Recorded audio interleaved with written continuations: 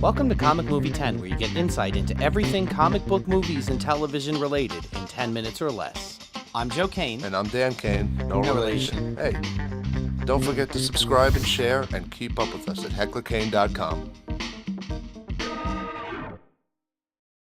On today's episode, we're going to be talking about how to bring back our fallen Avengers. That's right. Avengers Infinity War came out. The ending was very different from anything we've ever seen. We had people dying, people disappearing. Yeah, you know what? There was a lot of emotional outbreak after this that people were crying after they leaving the theater. So, yeah, absolutely. You know, there was a list of people that are we have in another episode that you can check out of who died and who's left. And today, what we're going to talk about is our possibilities on how to bring back our fallen heroes. Yes. We need to start out with the Infinity Stones. These are the stones that are in the gauntlet that Thanos wears. And we kind of have to describe just briefly what each of the powers is in the Infinity Stones. Right. So first you have the Power Stone. Yeah. Which Thanos got from Xandar. And that basically makes him invincible during battle. He got it from Xandar before the movie started. Right, So we didn't see that actually happen. Right. We're assuming Xandar's gone at this point. Yeah. Okay. The next stone was the Space Stone, which was also known as the Tesseract. Yes. This was what Loki had stolen from Odin's vault. Right. And he ended up getting it from him. Right. And this gives him the ability to be able to transport from one place to another instantaneously anywhere in space. Right.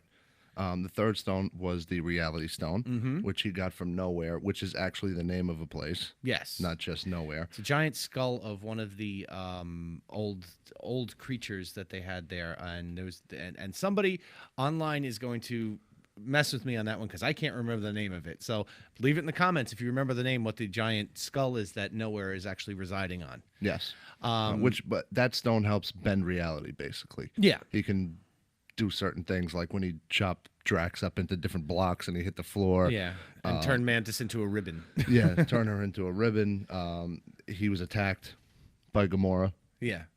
He just changed reality, and so basically, then there was the Soul Stone, which brings Gamora into it even deeper. Yeah, Gamora then takes him to the to Volmir, if I'm saying that correctly, takes him to Volmir, and she is sacrificed for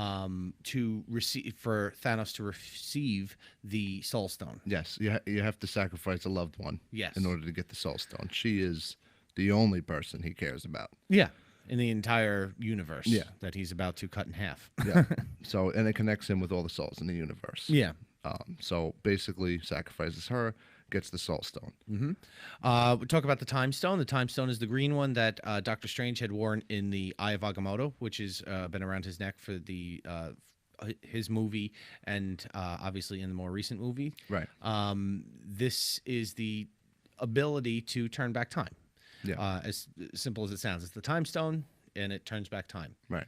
So there's that. And there's also the Mind Stone, Yes. which he got straight out of Vision's head. Yeah, he kind of ripped it viciously out of the guy's skull. So. Yep. Yeah. So and the Mind Stone gives him powers to be able to foresee things. Right. So it also ties together all of the other 5 stones, which are because that one is located on the back of his gauntlet, and actually kind of activates them and ties them all together. Right. So now with the power of these 6 stones, he's able to do what he's wanted to do all along. Which was eliminate half the universe. Right? Yeah. Figured that made the world a better place. There was nobody scrapping. Everybody had sufficient amount of whatever it was they needed. So with one snap of the finger, we lost a whole bunch of our heroes. Yeah. So now we're going to give you 4 theories on how we can bring all of those heroes back. And most likely one of these avenues is the way that Marvel is going to look to go down to return these heroes to their glory, for lack of better words. Right. Well, in the past episode, I had mentioned the relevance that Nebula was alive. Yes. Basically, in the comic book Infinity Gauntlet, she played a major role in getting the gauntlet from Thanos. She was the one and only person that could actually get it off of his hand. She then donned the Infinity Gauntlet and was capable of reversing the snap that eliminated everybody because she had the power of the gauntlet, which is all of the creation stones that were there. Right, were there. Another theory, the first one that popped into my mind was the use of the time stone. Theory number two. Theory number two. The time stone. Yeah. The time stone. Now, it almost seems trite and too simple. It seems, just to turn back time and be like, you know what? Now we can fix this. It seems simple, just speaking of it like that. But if you throw in some emotion, maybe, towards towards the end of the film, I almost felt like, he's speaking with young Gamora. Yeah. And basically, you could see the remorse. You could see that he's upset. I feel like this may be a reason that he considers using the time stone. Is it as cut and dry as that? I don't know. We're thinking that he may use the time stone himself to turn back time. He may use it himself to turn back time, which if he goes back to save her, pretty much everybody with the exception of two people, Heimdall and Loki, wind up getting saved. True. They died prior to that, so they're probably long gone. Yeah. But that was one theory. All right, so theory number three, the reality stone. We'll get to that after with the reality stone. Okay, go for it. In essence, it's the same thing as the time stone, but you can bend reality. When these people left, were they sent to an alternate reality? Were they sent to separate realities? Did he create realities for them? Are they dead? There's also two parts to the reality stone. The reality stone could be that they were sent to a different reality and they have to be rescued from this reality. The other portion of it is that there could be a reality where Thanos snapped his fingers in another reality, alternate reality, and the half that disappeared from one side didn't disappear on the other, so you could actually have two different universes colliding then, by combining reality. Right. And it's kind of far-fetched and out there to go, okay, well, we're going to have reality on this side and reality on this side in two different places in the universe, and bring them together, but they wouldn't have had the same experiences over the course of their lives as the previous ones did. Right. Even though it was a simultaneous reality. It's really mind-blowing. Yeah. to kind of wrap your head around. I think, I gotta say, MCU, I feel, would go for something more like that and be able to tie it together. Right. Much better than I'm explaining it now. Definitely. Absolutely.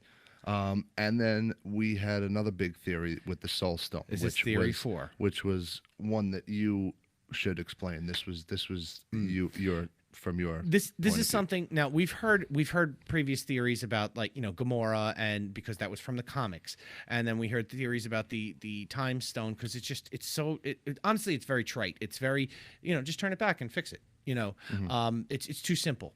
The reality stone is based in itself is something that's very attainable, I think, and reasonably thought of. My last theory with the Soul Stone. Now, this is where it gets really out there, but I think that Thanos has gone into the Soul Stone. We've already seen that there are many people in the comics that have been reside in the Soul Stone. The Soul Stone can take you inside of it, and there's a realm inside of the Soul Stone. Right. My thought and theory process behind this is that Thanos, immediately when he was willing to sacrifice Gamora, was immediately transported into the Soul Stone. And having the Reality Stone, the Soul Stone, and the Space Stone, at that point, it was able to show him what the outcome would have been if he went through and attained the other 3 stones at that point in the movie. Right. Which is why when he wasn't killed necessarily by Thor's hammer, because he wasn't actually there. He was going through the motions of seeing what was going there. This story follows Thanos. That's what this is. It follows Thanos so clearly that there's no possible way that anything without Thanos would have worked. Right. He's the central character. So we followed the completed story here, and everyone disappears at his whim. Right. I'm saying he's still stuck in the Soul Stone, and the Soul Stone has taught him a lesson. Right. Well, you see when he at the end, when he's talking to Gamora when she was a child.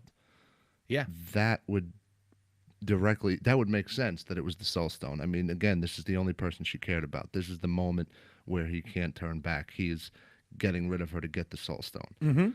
So it makes sense that could be the outcome, that at the moment that he was about to trade her life for it, he saw this outcome unfold. Yeah. And is it reality? Is it not? Is time frozen? Is he dead? Where did he go? Yeah. You know, he says to her, I'm sorry, she says to him, what did it cost? And his And he response is Everything. everything. We'll see you next time on Comic Movie 10. We love bringing you these episodes, and we need your help to keep them coming. Please don't forget to share and subscribe, and keep up with us at hecklerkane.com.